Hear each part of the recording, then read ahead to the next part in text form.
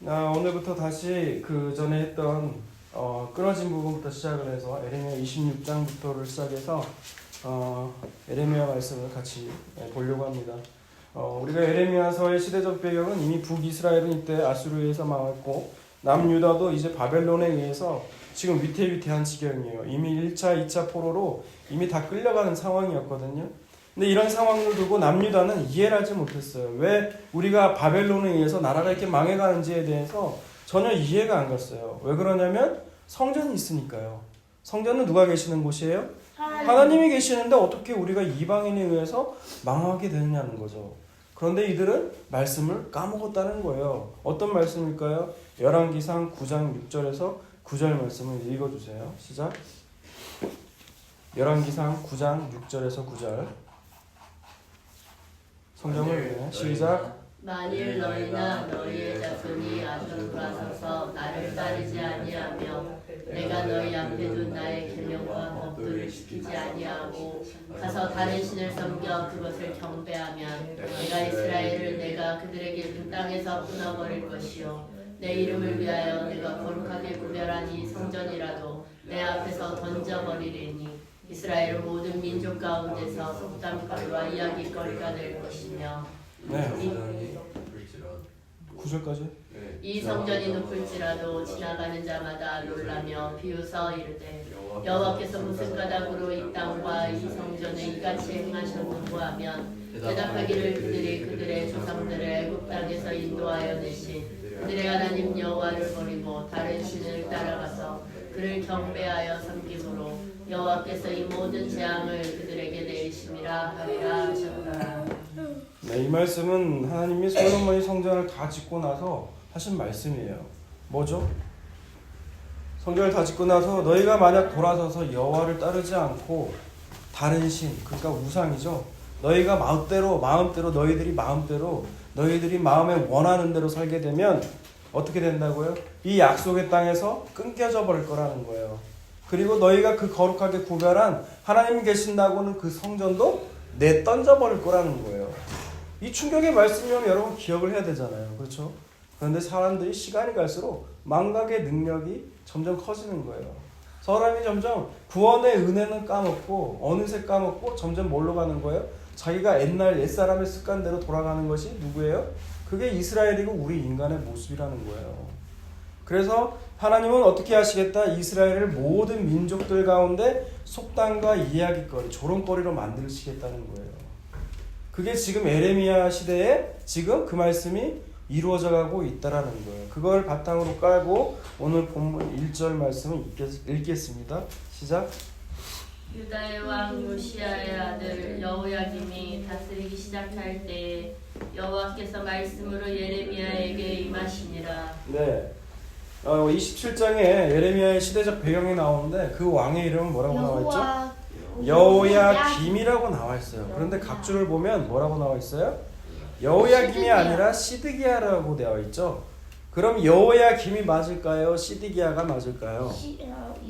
사실 시드기야가 맞아요. 물론 해석할 때 여호야김에게 그때 내려진 말씀이 뭐 시드기야 왕 때 비로소 전달이 되었다라고도 볼 수 있지만 사실 시드기야 왕 때 이뤄진 일들이거든요. 오늘 21장의 일들은 그 근거가 뭐예요? 3절과 12절, 20절, 28장 1절을 보면 여호야김으로 나와 있어요? 시드기야로 나와 있어요? 시드기야로 나와 있어요.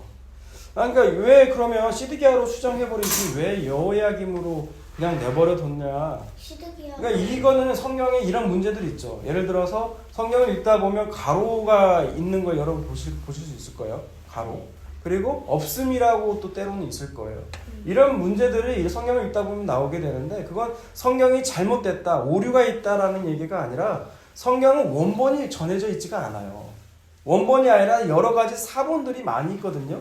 그 사본들 중에 공통적인 걸 전해듣고 어떤 사본에는 있고 어떤 사본이 없다 보니까 이러한 오류들이 발생할 수가 있는데 근데 전혀 우리가 구원받기에는 조금 더 부족함이 없는 게 여러분 성경이니까요. 여러분 안심하고 그냥 읽어주시면 될 것 같아요. 다시 본문으로 넘어와서 예레미야에게 임한 그 하나님의 말씀이 뭐였냐는 거죠. 그게 2절이에요. 2절. 있습니다. 시작. 여호와께서 이와 같이 내게 말씀하시되 너는 줄과 멍에를 만들어 내 목에 걸고. 네, 이전에 보면은 줄과 에레미야에게 하나님께서 시뮬레이션, 보이는 설교를 하게끔 하신 거예요. 오늘 27장에서 줄과 멍에를 만드는 거거든요. 멍에가 뭐죠? 멍에가 이렇게 소나 그 말에다가 이렇게 거는 거 있잖아요. 쟁기를 끌기 위해서. 여러분 모를 것 같아서 알아요? 뭐그 반일할 때. 네, 여기에는 제 손녀리가 이해하면 다 이해되니까요. 제 초점은 손녀리한테 항상 맞춰 있거든요. 그러니까 멍에가 있고 그 멍에에다가 줄을 연결한 거예요. 그 줄을 연결해서 갖고 가라는 거죠. 근데 줄과 멍에가 하나가 아니에요. 여러 개인 복수를 의미하거든요. 왜냐하면 3절과 4절을 읽어볼까요? 시작. 유다의 왕 시드기야를 물어 예루살렘에 온 사신들의 손에도 그것을 주어 에돔의 왕과 모압의 왕과 암몬 자손의 왕과 두로의 왕과 시돈의 왕에게 보내며. 네, 3절과 4절을 읽어보면 왜 줄과 멍에가 복수냐면 그 지금 시드기의 왕을 보러 온 다른 나라 사신들이 있다라는 거예요. 그들에게도 보여주고 그들의 왕에게 알려줘야 된다는 거죠. 그러니까 에레미야는 줄과 멍에를 지금 몇 개를 갖고 있느냐? 나라가 몇 개였어요? 이스라엘 제외하고 에돔과 모압과 암몬, 두로, 시돈이니까 5개죠. 그러니까 이스라엘까지 하면 총 6개. 그죠? 이 6개의 줄과 멍에를 가지고 지금 보여주고 있는 거예요. 네, 준비해서. 하나님이 이렇게 말씀하라고 하시더라는 거죠. 그렇다면 왜 이 5개의 나라의 사신들이 왜 온 걸까요? 이스라엘에. 이 남유다에 왜 온 걸까요? 정확하게. 본문에 보면 시드기야 왕을 보러 왔다고 하지만 그 목적은 뭐예요? 바벨론이에요. 바벨론이 지금 이스라엘뿐만이 아니라 그 일대를 지금 정복하려고 쳐들어온 상황이잖아요. 그러니까 이들은 어떻게 하면 이 바벨론을 효과적으로 막을 수 있을지, 공동적으로 어떻게 하면 이 바벨론을 방어할 수 있을지에 대해서 의논하려고 지금 모인 거거든요. 그런 그들을 향해서 하나님이 지금 말씀하고 계시는데 뭐라고 말씀하시냐? 5절을 읽습니다. 시작. 나는 내 큰 능력과 나의 젖은 팔로 땅과 지상에 있는 사람과 짐승들을 만들고 내가 보기에 옳은 사람에게 그것을 주었노라. 네, 나는 무슨 하나님? 창조의 하나님이시라는 거죠. 뛰어난 능력으로 모든 사람과 짐승과 천지를 만든 이 땅의 주인이 누구다? 여호와 하나님이시라는 거예요. 그 하나님 뭐라고 말씀하세요? 내가 보기에 옳은 사람. 6절에 보면 그 사람이 누구예요? 느부갓네살이죠. 바벨론 왕. 그죠? 내가 보기에 옳은 사람, 내 보기에 옳은 사람, 그 사람에게 이 모든 걸 내가 주었다라는 거예요. 지금 하나님께서 지금 뭐라고 말씀하시는 거예요? 이방인 왕인. 이방인은 누구를 구해요? 이방인 왕은 우상을 섬기죠. 우상을 섬기고 자기 힘으로 제국을 건설하려고 하는 그런 사람이에요. 그런데 하나님 보시기엔 그 사람이 뭐라고요? 옳은 사람이래요. 옳은 사람. 여러분 거기에 아멘이 되세요? 마치 이건요, 우리는 일제 강점 시대를 겪었잖아요. 그죠? 그런데 교회에 하나님께서 선지자를 보내셨는데, 목사를 보냈는데 그 목사가 뭐라고 말을 하느냐? 일본은 하나님 보시기에 옳은 종이라고 말을 하는 거랑 지금 똑같은 상황인 거예요. 여러분 거기에 쉽게 우리가 아멘이 되겠어요? 아니 일본은 정복자지, 나쁜 놈이지. 우리는 머릿속부터 이미 그런 생각을 갖고 있잖아요. 그죠? 지금 이 사람들도 이해가 안 간 건, 아니 바벨론 하면 이방인 나라고 하나님도 모르는 그런 이방 제국의 아주 그런 야만인인데, 힘으로 잔인한 사람들인데 어떻게 이 사람들이 하나님 보기에 옳은 사람이냐는 거예요. 그러니까 이 말씀을 도저히 납득이 되지 않고 받아들일 수가 없는 거예요. 이 사람들도. 어떤 상황인지 여러분 좀 이해 가셨어요? 네. 그렇기 때문에 왜 이 말씀에 우리가 쉽게 아멘이 안 되냐? 우리 모두가 아담 이후로 다 선악과를 따먹은 인간들이기 때문에 그렇다는 거예요. 선악과를 따먹었다는 건 무슨 의미라고 했어요? 선악과의 판단을 하나님이 하셔야 되는데 내가 내리고 있다는 거예요. 그렇기 때문에 지금 바벨론 왕을 하나님께서 내가 보기에 옳은 사람이라고 말씀하셨는데 거기에 쉽게 아멘을 하지 못하는 건 왜 그렇다고요? 우리가 선악과 따먹은 인간이기 때문에 그렇다라는 거예요. 그래서 다시 5절 말씀을 보면 내가 보기에 옳은 사람이라는 뜻 안에는 그 숨은 의미가 뭐냐면 하나님의 주권을 얘기하고 있는 거예요. 여러분. 우리가 잘 알고 있는 그 창세기의 문장, 로마서의 문장인가요? 내가 에서는 미워하였고 야곱은 사랑했다는 그 하나님의 주권 말인 거죠. 가깝게는 하나님께서 택한 하나님이 택한 왕과 사람들이 택한 왕이 있잖아요. 사울과 다윗. 여러분 사울과 다윗을 보면 누가 더 도덕 윤리적으로 더 좀 좋은 왕이에요? 사울. 네? 사울이에요. 사람들의 도덕 윤리 관점으로 보면 사울이 더 훌륭해요. 왜냐? 다윗은 유부녀하고 가늠했죠. 그 죄를 가리려고 충신 우리아를 죽인 살인자잖아요. 그런데 사울 왕은 그런 적이 없단 말이에요. 여러분 그런 관점으로 보면 그 잣대로 보게 되면 하나님이 다윗을 선택한 거나 느부갓네살을 선택한 것에 대해서 우리가 시비를 걸고 있다는 건 이미 우리가 선악간의 주체가 되어버렸기 때문에 벌어지는 일들이라는 거예요. 여러분 그래서 구원이라는 거는 이런 것이 죄인 걸 아는 거예요. 자꾸 물어봐요. 우리 집 초등학생이 맨날 기도해요. 죄가 뭔지 깨닫게 해달래요. 그래서 맨날 이렇게 설교하고 설교를 통해서도 알게 하고 예배를 통해서도 알게 해줬는데도 죄가 뭐냐요. 그러면 궁극적으로 그 죄가 뭐냐? 궁극적으로 죄는 뭐냐? 예수님을 믿지 않는 것이 여러분의 죄예요. 나 예수님 믿는데요. 알겠어요? 나 믿는다. 그래서 구원은 내가 선악간의 판단을 하는 것이 죄인 걸 알고 하나님께 모든 걸 맡기는 거예요. 하나님이 선하다고 하시면 사람들이 악하다고 해도 선한 거예요. 그죠? 하나님이 악하다고 하시면 사람들이 그건 너무 좋은 거야. 선한 것이라도 그건 악한 거예요. 여러분 성경을 읽다 보면 참 하나님 잔인하시다라는 장면도 곳곳에 나와 있거든요. 어떤 장면이 그럴까요? 가나안을 정복할 때 모조리 젖먹이 임산부미 할 것 없이 다 싹 죽여버린대요. 아말렉은 어린아이부터 노소부터 할 것 없이 싹 진멸하래요. 여러분 이런 하나님을 보면 하나님은 사랑이시라면서 우리는 이렇게 판단한다는 거죠. 그러나 하나님은 그게 선이다 그러면 어떻게 해야 돼요? 그게 선인 거예요. 그게 악이다 그러면 사람들이 아무리 선하다고 해도 그건 악인 거예요. 그 가치관이 완전히 뒤바뀌어지는 것이 여러분 그게 믿음이에요. 그게 구원이라는 거예요. 자, 그래서 이어서 다시 본문을 넘어오게 되면 남유다를 포함한 5개국 사신들에게 하나님은 뭐라고 말씀하시냐면 6절과 7절을 읽습니다. 시작. 6절과 7절. 내가 이 모든 땅을 내 종 바벨론의 왕 느부갓네살의 손에 주고 또 들짐승들을 그에게 주어서 섬기게 하였나니 모든 나라가 그와 그의 아들과 손자를 그 땅에 기한이 이르기까지 섬기리라. 또한 많은 나라들과 큰 왕들이 그 자신을 섬기리라. 네, 하나님께서는 이 바벨론 왕 느부갓네살에게 온 땅을 다 주시겠다고 말하는데 그 이방인의 왕을 뭐라고 부르냐면 여호와의 종이라는 거예요. 그러니까 하나님은 모든 사람을 다 들어 쓰세요. 우리만 하나님의 종이라고 생각하는 경향이 있는데 세상 사람들도 악한 사람들도 하나님의 뜻에 맞게 다 맞춰서 쓰임을 받고 있다라는 거예요. 하나님의 주권 아래 모든 것이 이루어져 가고 있다라는 거예요. 그런데 우리 눈에는 그게 안 보여요. 아니 왜 하나님이 계시다면 왜 내게 이런 일이 벌어지지? 왜 내 자녀들에게 이런 일이 벌어지지? 왜 내 교회는 내 직장에서 내가 하나님한테 그렇게 기도했는데 여러분 그게 이해가 안 되는 건 하나님의 주권에 대한 여러분 믿음이 없기 때문에 그래요. 하나님의 주권에 대한 하나님이 이끄신다는 믿음이 있으면 여러분 우리가 눈에 보이는 대로 살아가지 않는다는 거예요. 여러분 그럴 때 구할 거는 뭐예요? 하나님께 믿음을 달라고 그러는 거예요. 믿음을 달라고. 여러분 믿음을 달라고 하면 하나님은 꾸짖지 않으세요. 여러분에게 믿음 주세요. 네, 저도 믿음이 없어요. 그냥 평상시 맨정신으로 사람 믿음이 없어요. 목사가 돼가지고. 그런데 날마다 간구하는 게 뭐예요? 믿음 달라고.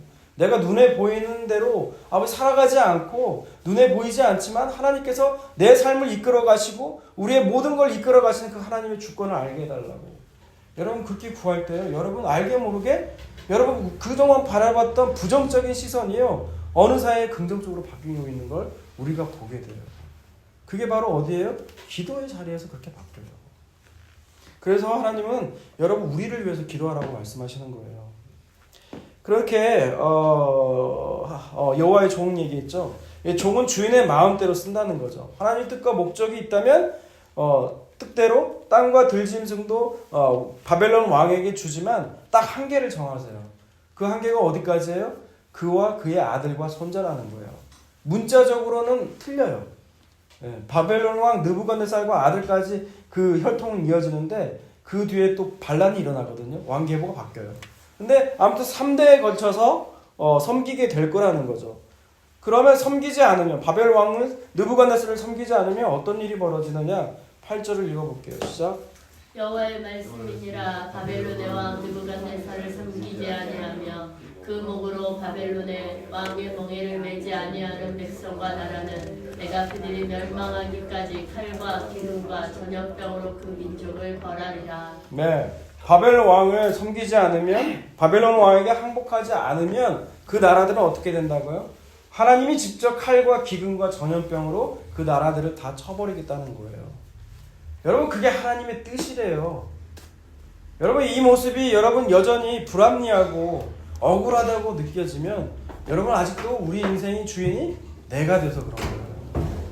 여러분 이게 뭐 먼 나라 이스라엘의 역사니까 여러분 관심이 없다지 하지만 만약 하나님이 여러분에게 여러분의 기도하는 뭐 질병이 있다면 그 질병, 그죠? 가난이라면 그 가난, 그 자녀의 문제라면 그 자녀의 문제에 대해서 하나님이 어떻게 응답하시냐? 너 그냥 그대로 있는 것이 내 뜻이야. 그거 해결하는 것이 아니라 너 그냥 그 문제에 있는 게 내 뜻이야 라고 한다면 여러분 하나님에 대해서 뭐라고 말씀하시겠어요? 아니 하나님이 계신다면서요. 살아계신 하나님이 어떻게 내 기도에 이렇게 말씀하실 수가 있어요? 여러분 이렇게 반응하고 튀어져 나오는 것이 우리 인간이라는 존재거든요. 그런데 하나님이 그게 뜻이라면 아멘 하고 낮춰질 때까지 하나님은 우리를 그렇게 삶으로 이끄시더라는 거예요. 바벨론 왕 느부갓네살을 섬기는 게 하나님의 뜻인데 하지만 이거에 대해서 다르게 말하는 부류들이 또 있다라는 거예요. 그게 9절과 10절인데 9절과 10절을 읽습니다. 시작. 너희는 너희 선지자나 불가나 꿈꾸는 자나 술사나 유술자가 이르되 너희가 바벨론의 왕을 섬기기를 아니하리라 하여도 너희는 듣지 말라. 그들은 너희에게 거짓을 예언하여 너희가 너희 땅에서 멀리 떠나게 하며 또 내가 너희를 몰아내게 하며 너희를 멸망하게 하느니라. 네. 예레미야서를 잘 읽을 때 여러분 좀 조심해야 될 게 선지자라는 단어가 나오면 여러분 다 하나님의 선지자라고 생각하기 쉬운데 거짓 선지자도 선지자로 그냥 구별해서 쓰고 있지 않아요. 거짓 선지자라고 말하고 있지 않다고요. 그러니까 여러분 성경 읽을 때 잘 보셔야 돼요. 이 땅에도 마찬가지예요. 다 똑같은 목사라고 해도 다 똑같은 목사는 아니에요, 여러분. 거짓 사람도 있어요. 거짓도 있다고요. 가짜도 있다고요. 그러니까 조심해서 봐야 된다는 거죠. 여기에 선지자라고 할 때 뭐라고 나와 있어요? 너희 선지자라고 나와 있어요. 하나님의 선지자가 아니라 너희 선지자라는 거예요. 거짓 선지자라는 거죠. 그리고 복술과 점쟁이를 말하는 거죠. 꿈꾸는 자, 술사, 요술사들은 바벨론 왕을 섬기게 되는 일은 없을 거라고 말할 거라는 거예요. 이 이야기가 이제 27장 넘어가면 28장, 29장에 거짓 선지자들이 등장하게 돼요. 그걸 얘기를 하고 있는 거거든요. 그렇게 말하는데 듣지 말라는 거죠. 왜요? 이들이 말하고 있는 것은 모두 다 거짓말이니까. 만일 너희가 그들의 말을 듣는다면 하나님이 직접 너희를 땅에서 멀리 떠나게 하고 마침내 멸망하게 만들 거라는 거예요. 그래서 멸망당하는 것이 남유다거든요. 그렇게 말씀하시면서 11절 보세요. 11절 있습니다. 시작. 그러나 그 몸으로 바벨론의 왕의 멍에를 메고 그를 섬기는 나라는 내가 그들을 그 땅에 머물러 밭을 갈며 거기서 살게 하리라 하셨다. 네. 여호와의 말씀이니라 하시니라. 예레미야는 지금 이제 여러 급의 줄들과 멍에들을 목에 매면서 사람들에게 이렇게 말을 하는 거죠. 이렇게 줄과 멍에를 하고 바벨론 왕에게 종으로 잡혀가는 것이 하나님의 뜻이라는 거예요. 그것이 너희가 살 수 있는 길이라는 거죠. 그렇게 하다면 너희가 목숨을 보존하면서 그 땅에서 살아남을 수 있을 거라는 거예요. 그럼 여러분 종합해서 보면 여러분 같으면 그 하나님의 선지자가 말하는 이방 나라에 가서 너희가 종으로 들어가는 것이 하나님의 뜻이다라는 말이 듣기 좋아요? 아니면 그런 일은 일어나지 않을 거야 라는 그 거짓 선지자들의 말이 듣기가 좋아요? 거짓 선지자. 네, 거짓 선지자의 말이에요. 그런 일은 일어나지 않을 거라는 거죠. 그래서 여러분 진짜 복음은요, 우리 귀에 듣기 좋은 말이 복음이 아니에요. 여러분 이 27장 전 26장에서 에레미야를 죽이려고 하죠, 사람들이. 그죠? 왜 죽이려고 해요? 사람들이 듣기 좋은 말을 안 하니까 그런 거예요. 진짜 좋은 설교는요, 여러분 들을 때 여러분 그 설교를 듣고 기분 나빠야 돼요. 이거 나한테 하는 말 아니야? 하면서 여러분 기분이 나빠야 돼요. 그게 진짜 하나님이 들려주는, 여러분에 들려주는 메시지인 거죠. 그런데 내가 듣고 싶은 걸 말해주는 데가 있어요. 거기가 어디예요? 이 점집, 이단, 우상을 섬기는 데들. 네? 돈과 정성 보이면 내가 얼마든지 네가 듣고 싶은 말 해줄게 라는 데죠. 그러나 진짜 하나님의 뜻이 담긴 그 하나님의 말씀을 들으면 아파요. 히브리서 4장을 볼게요. 히브리서 4장 12절과 13절 말씀 읽습니다. 하나님의 말씀은 살아있고 활력이 있어 좌우의 날선 어떤 검보다도 예리하여 눈과 영과 및 관절과 골수를 찔러 쪼개기까지 하며 또 마음의 생각과 뜻을 판단하나니 지으신 것이 하나도 그 안에 나타나지 않음이 없고 우리의 결산을 받으실 이의 눈앞에 만물이 벌거벗은 것 같이 드러나느니라. 네, 하나님의 말씀은 뭐라고요? 살아있어요, 여러분. 아멘. 말씀은 살아있기 때문에 그 말씀들이 우리의 마음을 살펴요. 그리고 우리 마음속에 숨은 동기와 죄악을 낱낱이 드러낸다고요. 그러면 어떻게 돼요? 여러분 부끄러워요, 사실. 그래서 그 말씀을 외면하고 싶다고요, 사실 우리는. 그런데 이렇게 드러나게 하신 이유가 있어요. 그래서 어디로 가야 되느냐? 우리가 14절에서 16절 있습니다. 시작. 그러므로 우리가 큰 대제사장이 되시니 승천하신 이 하나님의 아들 예수시라. 우리가 믿는 도리를 굳게 잡을지어다. 우리에게 있는 대제사장은 우리의 연약함을 동정하시기가 아니요 모든 일에 우리와 똑같이 시험을 받으신 이로되 죄는 없으시니라. 그러므로 우리는 긍휼하심을 받고 때를 따라 돕는 은혜를 얻기 위하여 은혜의 보좌 앞에 담대히 나아갈 것입니다. 아멘. 여러분 우리의 감춰진 우리의 내면의 죄악과 우리의 모든 것이 밝혀지니까 부끄러운 거예요.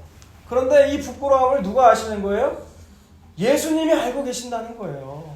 예수님은 정죄하지 않으신다는 거예요. 너 왜 이 죄에 저질렀어? 이게 잘못인 거 알고 있었잖아 라고 말씀하지 않으신다는 거예요. 알고 있다라는 거예요. 그래서 내가 이 땅에 온 거 아니냐, 내가 너의 죄를 그래서 지기 위해 십자가에 진 거 아니냐 라는 말이라는 거예요. 그래서 우리가 그럴 때일수록 누구를 붙들어야 되느냐? 예수님을 붙들어야 된다는 거예요. 다시 본문으로 넘어와서요. 지금까지 예레미야가 줄과 멍에를 가지고 다른 나라 사신을 향해서 메시지를 전했다면 이제 남은 12절부터 남은 끝까지 절은 뭐냐면요, 바벨론 왕과 그리고 제사장들과 모든 백성들에게 똑같은 다른 나라 사신들에게 한 메시지를 똑같이 전하고 있어요. 먼저 남유다 왕이었던 시드기야에게 그대로 전하는 걸 볼게요. 12절에서 15절입니다. 오늘 본문 다시 넘어와서 12절에서 15절 읽습니다. 시작. 내가 이 모든 말씀대로 유다의 왕 시드기야에게 전하여 이르되 왕과 백성은 바벨론 왕의 멍에를 목에 메고 그와 그의 백성을 섬기소서. 그리하면 사시리라. 어찌하여 당신과 당신의 백성이 여호와께서 바벨론의 왕을 섬기지 아니하는 나라에 대하여 하신 말씀과 같이 칼과 기근과 전염병에 죽으려 하나이까. 그러므로 당신들은 바벨론의 왕을 섬기게 되지 아니하리라 하는 선지자의 말을 듣지 마소서. 그들은 거짓을 예언함이니이다. 이는 여호와의 말씀이니라. 내가 그들을 보내지 아니하였거늘 그들이 내 이름으로 거짓을 예언하니 내가 너희를 몰아내리니 너희와 너희에게 예언하는 선지자들이 멸망하리라. 네, 똑같죠. 똑같이 그대로 전해요. 다른 나라 사신들에게 말했듯이 바벨론 왕을 섬기라는 거죠. 섬기지 않으면 칼과 기근과 전염병으로 망하게 될 거라는 거예요. 근데 그렇지 않다고 말하는 거짓 선지자들의 말을 절대 듣지 말라는 거죠. 그죠? 하나님이 거짓 선지자들도 다 몰아내서 멸망해서 죽게 하겠다는 거예요. 또 이 같은 말씀을 제사장들과 모든 백성들에게 또 말씀을 전하는데 16절에서 18절 말씀을 읽어볼게요. 16절 18절. 내가 또 제사장들과 그 모든 백성에게 전하여 이르되 여호와께서 이와 같이 말씀하시기를 보라 여호와의 성전의 기구를 이제 바벨론에서 속히 돌려오리라고 너희에게 예언하는 선지자들의 말을 듣지 말라. 이는 그들이 거짓을 예언함이니라 하셨나니 너희는 그들의 말을 듣지 말고 바벨론의 왕을 섬기라. 그리하면 살리라. 어찌하여 이 성을 황무지가 되게 하려느냐. 네, 일단 16절과 17절을 읽어볼게요. 제사장들과 모든 백성에게 말을 하는데 조금 맥락이 다른 얘기를 하죠. 그죠? 그게 무슨 얘기예요? 이미 바벨론 포로 1차, 2차 침입 때 성전과 그 왕궁에 있는 좋은 것들은요, 바벨론이 와가지고 다 갖고 가요. 그걸 다 갖고 가는데, 이 바벨론에서 그 기구들이 다시 돌아올 거라는 거예요. 그게 28장에 넘어가면 하나냐의 예언이거든요. 하나냐가 2년 안에 다시 돌아오게 될 거라고 얘기를 해요. 그런데 그 예언은 다 거짓말이라는 거예요.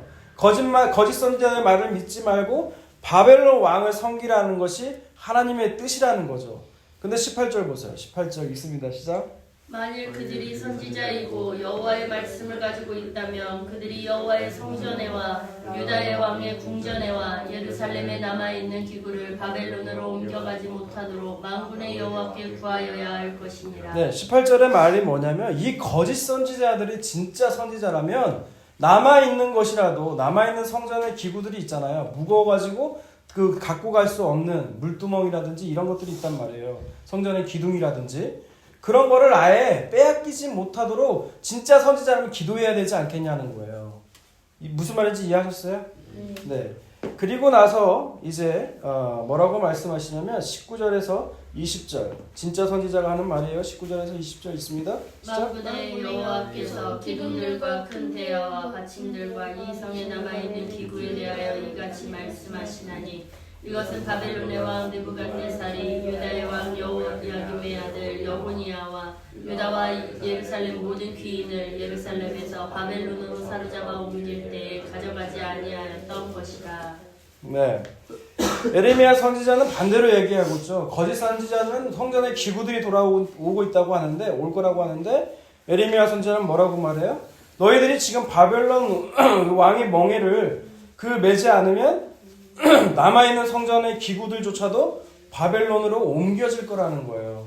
그러니 그렇게 되지 않도록 에레미야가 말한 그 멍에를 너희가 메어야 된다는 거죠. 그러면 어떻게 될까요? 21절과 이 사람들은 어떻게 하는지 21절과 22절을 볼게요. 시작. 만군의 여호와 이스라엘 하나님께서 여호와의 성전과 유다의 왕의 궁전과 예루살렘에 남아있는 그 기구에 대하여 이와 같이 말씀하셨느니라. 그것들이 바벨론으로 옮겨지고 내가 이것을 돌보는 날까지 거기에 있을 것이니라. 그 후에 내가 그것을 올려와 이곳에 그것들을 되돌려 두리라. 여호와의 말씀이니라. 네, 결국 이들은요 멍에를 매라는 그 에레미야 선지자의 말을요 들어요, 안 들어요? 안 들어요. 그래서 결국 남은 성전의 기구들은 옮기기 어려우니까 파괴하고요. 옮길만한 거 감당하는 건 바벨론으로 옮기게 되거든요. 하지만 때가 되면 하나님은 다시 되돌려서 예루살렘 성전에 두실 것이라고 27장이 맞춰지게 돼요. 여러분 에레미야는 지금 왕을 비롯해서 다른 나라 사신들, 제사장들, 백성들에게 멍에를 매라고 말을 하죠. 근데 여러분 그 멍에라는 건 아까도 설명했다시피 그 목에다가 매는 것인데 그 매는 거를 좋아하는 사람은 없어요. 왜요? 그냥 살기도 힘들어 죽겠는데 누가 무거운 멍에를 메고 살고 싶겠냐는 거예요. 그런데 에레미야 예가서를 보면 이 멍에를 매는 게 좋다라고 나오거든요. 예가서를 볼게요. 에레미야 다음에 에레미야 예가가 있는데 3장 27절부터 보겠습니다. 제가 읽고 설명을 드릴게요. 사람은 젊었을 때 멍에를 매는 것이 좋으니 라고 해요. 젊었을 때 그 멍에를 매는 것이 차라리 낫다라는 거예요. 왜? 혼자 앉아서 잠잠할 것은 멍에를 매면 불평이 나오죠, 여러분. 그죠? 멍에라고 하니까 여러분 잘 이해가 안 가요? 뭐 무거운 배낭이라고 생각을 해보세요. 네, 무거운 짐을 지니고 있는 건데. 근데 불평이 나오는데 잠잠해야 될 건 뭐냐면 하나님이 그것을 메우게 하셨다라는 거예요. 그래서 어떻게 하시냐? 입을 땅에 티끌에 댈지래요. 이건 뭐냐면 낮춰지는 거예요. 낮춰주게 될 거라는 거죠. 그리고 또 뭐예요? 자기를 치는 자에게 뺨을 돌려대며 치욕으로 배부르게 될 거라는 거예요. 네. 여러분 이런 멍에를 짊은 삶이 이런 거라는 거예요. 치욕과 수치와 조롱이라는 거예요. 여러분 이게 좋대요. 여러분 이게 좋아 보여요? 아무리 하나님께서 하신 것이지만 우리는 이런 거 싫다라는 거예요. 그래서 누구도 멍에를 메고 싶지가 않아요. 뺨 맞고 싶지 않고요. 수치와 조롱을 당하고 싶지 않아요. 우리는 존경을 받고 싶지 이런 대접 받고 싶지가 않은 사람들이라는 거예요. 그런데 이 멍에를 짊어지기 싫어하니까 이 땅에 누가 오셨어요? 예수님. 제 주제는 이거죠 항상. 예수님이에요. 예수님. 우리가 지기를 싫어하고 우리가 거부하니까 그 모든 멍에들을 누가 지셨어요 지금? 예수님이 지셨어요. 죄와 사망의 멍에라는 걸 매여 있는데도 우리는 매여 있는 것을 우리가 알지를 못해요. 왜요? 죄 중에 있기 때문에 깨닫지를 못하는 거예요. 그래서 죄와 사망의 멍에를 예수님이 지시고 뺨 맞고 침뱉음 당하고 온갖 조롱을 당하고 그 십자가에서 죽으시잖아요. 그러면 그 십자가에서 죽으신 예수를 믿는 우리들은 그러면 어떠한 멍에도 없을까요? 어떠한 멍에도 없이 이제 예수님이 다 지셨으니까 우리는 그냥 자유롭게 살면 될까요? 네? 이렇게 자유롭게 살면 된다고 말하는 부류가 있어요. 아멘. 그게 바로 이단이에요. 그게 구원파예요. 구원파. 여러분 구원파라는 이름을 잘 몰랐다가 세월호 사건 때 여러분 들으신 분들이 많을 거예요. 구원파는 어떤 신앙을 갖고 있느냐면 하나님 구원은 하나님의 전적인 은혜래요. 이단들이 무조건 다 틀린 말 하는 건 아니거든요. 구원은 하나님의 전적인 은혜죠. 그런데 뭐라고 말을 하냐? 한번 회개하면 다시는 회개할 필요가 없다고 그래요. 이미 과거, 현재, 미래까지 하나님이 다 용서하셨다라는 거죠. 이렇게 나가면 결론이 어디로 나가냐? 그럼 우리는 어떻게 살아가야 되는데? 그러면 이 사람들은 뭐라고 말해요? 네가 마음이 가는 대로 살라고 얘기해요. 그게 박옥수 씨가 하는 얘기예요. 그게 거듭남의 은혜가 그런 거라는 거예요. 여러분 그게 말하는 십자가의 복음이에요? 그게 은혜예요? 그건 방종이에요. 내가 하고 싶은 대로 그냥 마음에 꺼리낌 없이 살아가는 거 여러분 우리가 부르는 심리학적 용어가 있잖아요. 그게 뭐예요? 사이코패스잖아요. 내가 하고 싶은 대로 내키는 대로 살아가는 거. 이런 자들에게 예수님은 말씀하시죠. 마태복음 11장을 봅니다.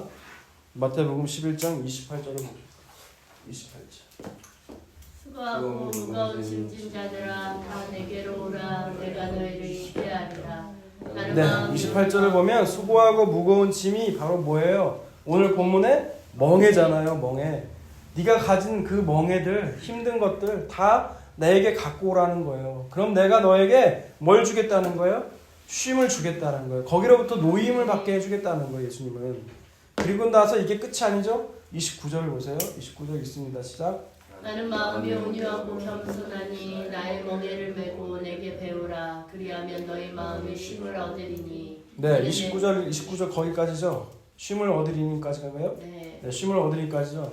나의 멍에를 메라는 거예요. 예수님의 멍에가 뭔데요? 십자가? 네, 십자가잖아요. 십자가. 그래서 갈라디아서 2장 20절에 보면 뭐예요? 내가 그리스도와 함께 십자가에 못 박혀 죽었나니. 그리스도와 함께라는 거예요. 예수님뿐만이 아니라 나도 역시 그리스도와 함께 십자가에 못 박혀 죽었다라는 거예요. 그 십자가의 멍에를 나도 같이 졌다라는 얘기예요. 그런데 30절 있습니다. 시작. 이는 내 멍에는 쉽고 내 짐은 가벼우니라 하시니라. 네, 예수님의 멍에 곧 예수님의 십자가라는 멍에는 쉽고 가볍대요.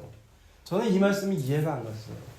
예수 그리스도의 그 멍에는 온 인류를 위한 그 속죄와 그 모든 것이 다 담겨져 있는데 무거운 거 아닌가라는 생각이 많이 들었거든요. 그런데 이건 왜 예수님 왜 쉽다고 그래요? 이 십자가를 함께 메는 게 왜 쉽다고 그래요? 예수님이 이미 지셨잖아요, 여러분. 예수님이 대신 이미 지셨어요. 근데 그거를 지금 뭐라고 말해요? 함께라는 거예요, 함께. 너도 그 함께 나와 같이 죽었단다라고 얘기하시는 거라고요. 다시 이해가 안 되는 것 같아요. 너 혼자가 아니라 예수님이 함께 내가 십자가에 못 박혀 죽었기 때문에 예수님의 멍에는 쉽고 가벼운 거라는 거예요. 아멘. 따라서 예수님을 믿는다는 건요. 예수님이 내 대신 멍에를 지셨기 때문에 내 마음대로 사는 것이 아니라 예수님의 멍에 그 십자가라는 그 사랑의 줄에 매여져 가지고 더 이상 우리가 도망갈 수가 없는 거예요. 아, 나 이렇게 믿는 거 너무 힘들어. 그 십자가에서 나 내려올래 라고 하면 예수님이 손을 꽉 붙잡는 거예요. 어디 가라고. 그래서 다시 그 십자가로 끌고 올라가시는 거예요. 여러분, 그게 예수님이 말하는 그 사랑이에요. 그게 그리스도인의 자유라고요. 그걸 하나님의 은혜라고 부른다고요. 이 은혜와 자유가 우리 모두에게 넘쳐나기를 주님의 이름으로 축원합니다.